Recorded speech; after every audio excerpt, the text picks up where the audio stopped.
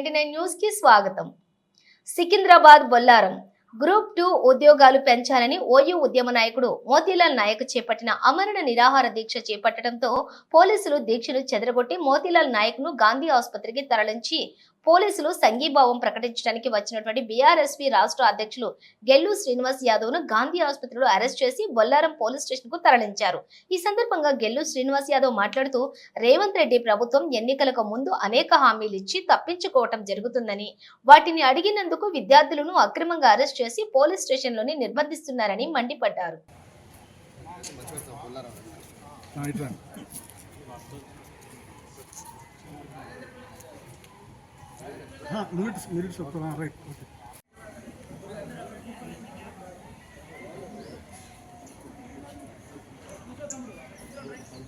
విద్యార్థి నాయకుడు మోతీలాల్ నాయక్ ఇలా గ్రూప్ 2లో సంఖ్యను పెంచాలని చెప్పి గ్రూప్ 1లో 1:100 పిలవాలనే ఉద్దేశంతో తను ఇలా ఆమరణ దీక్షకు పూనుకుంటే పోలీసులు అత్యుత్సాహం ప్రదర్శించి గాంధీ హాస్పిటల్లో అడ్మిట్ ఇచ్చారు.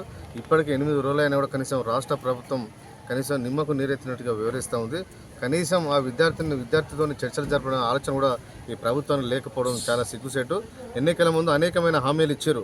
మీ అధికారంలోకి వచ్చిన వెంటనే జాబ్ క్యాలెండర్ ప్రకటిస్తామని చెప్పారు. ఇంతవరకు జాబ్ క్యాలెండర్ లేదు.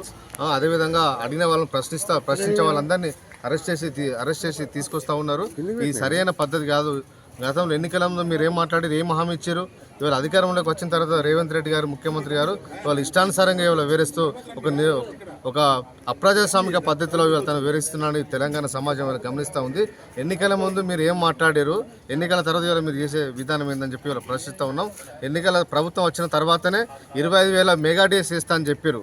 కనీసం ఇవాళ మేము ఇచ్చిన పోస్టులకు, మా ప్రభుత్వం కేసీఆర్ గారు ఇచ్చిన పోస్టులకు అదనంగా ఇంకొక 5,000 ఇచ్చారే తప్ప మీరు ఎక్కడ 25,000 పోస్టులు ఇవ్వలేదు.